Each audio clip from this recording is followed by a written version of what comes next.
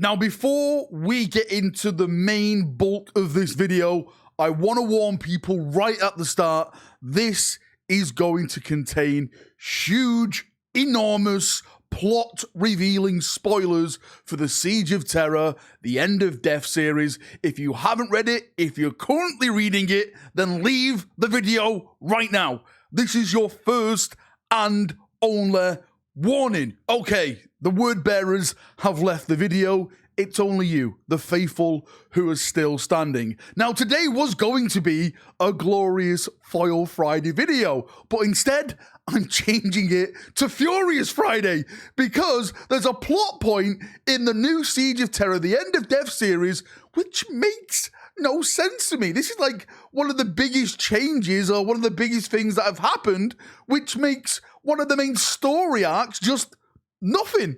And I just don't know why they've chose to do this, and they've done it in this way. Is there something else planned? Is there something bigger coming?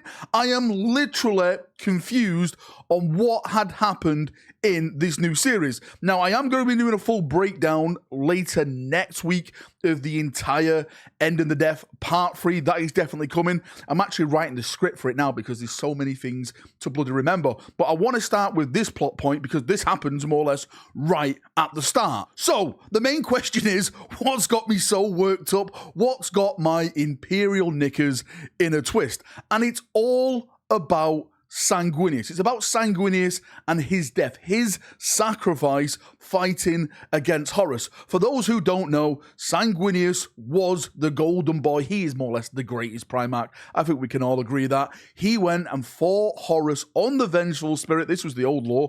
And he managed to pierce Horus's armor with his spear, with his weapon. That took a big chunk out, which allowed the Emperor during their duel to put his energies through there and completely smite Horus from existence. That is what his sacrifice was all about. This is like we were talking about this, building it up. Like Sanguinius was fighting on Terra and he was like, I don't die here today. Then he plowed like headlong into like a Titan and like took it out and stuff. We know he wasn't going to die because he was going to die against Horus, fighting him, sacrificing himself, not only for the Imperium, but for his father, so he could take on Horus and destroy him. But none of that happened. Sanguinius, yes, went to the Vengeful Spirit. He fought his way through hordes of like marines and demons and everything like that. He confronted Horus. He had his battle with Horus, and then Horus literally just mopped the floor with him. It is absolutely brutal.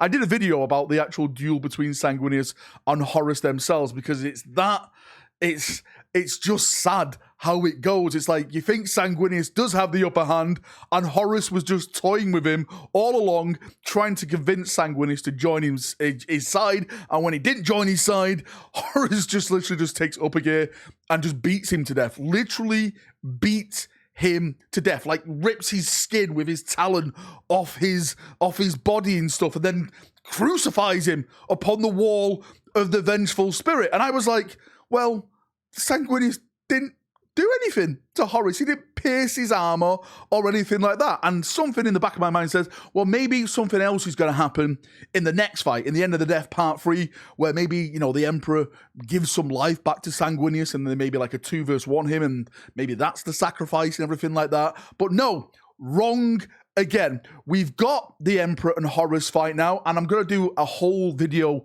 covering this because this is insane. This fight is absolutely 100% insane. It starts with they're hitting each other.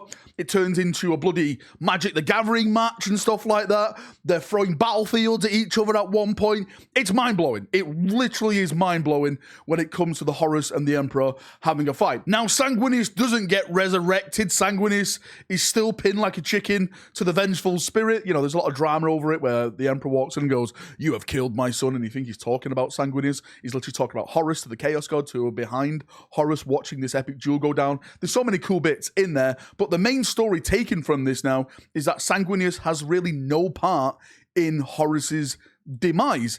And this has led to the question now for me is, was it all for nothing? Did Sanguinius literally die for nothing? Was his sacrifice, was his death just another part of the story which meant nothing. Like in the old lore, like I stated, he died because he pierced the Emperor's armor, and that allowed the Emperor to banish Horus, to kill Horus, and do whatever. But now, Sanguinius literally went to the Vengeful Spirit, went there, fought a bunch of demons, bunch of Chaos Space Marines, and then literally just got, as I mentioned before, beat to death of Horus. Of course, a Black Rage happened, and that was a big psychic effect, and Ralderon and all their sons and stuff like that. Maybe that was kind of the sacrifice, so the Blood Angels could go like berserker mode and start killing a bunch of not only traitors but loyalists themselves. I'm not too sure. I'm like, for people who have read the book, is there like a deeper meaning to Sanguinius' death? Maybe the deeper meaning is, and this is just me fireballing off the top of my head now, it's all down to Imperial propaganda. Once again, it's the Imperium lying to the masses that Sanguinius sacrificed himself, where, in fact, Sanguinius got choked out like a chicken. He did absolutely nothing. Sanguinara is a lie. He didn't do anything for the Emperor, right? He literally just died. There was no special thing that Sanguinius did. I'm not sure if this is going to have, like, ripple effects going forward in the lore, maybe like the soul of Sanguinius or something like that. And we know like there's a shard of Sanguinius still on the Vengeful Spirit and stuff, but deep down now in the story, the old lore with the new lore, that did not happen. Maybe I missed it, because I have been listening to the audiobooks and not been reading the books, and sometimes your mind can go to different places, but I don't know. I am 100% certain that Sanguinius did not pierce Horus's armor, and the Emperor didn't take advantage of it. Well, I know the Emperor didn't take advantage of it, because the Emperor killed Horus by stabbing him with the Anamorpho. I can't even say the bloody word. It's the black dagger that Erebus uses to split reality. I'm sorry, my English is not the best. I'm speaking in Low Gothic at the moment. So yes, that is how Horus literally died. It wasn't with like the Emperor's mind bullets piercing his armor or anything like that. It was just Horus dying off a dagger. Do you know what? Thinking of it, he went out like the Night's King from Game of Thrones.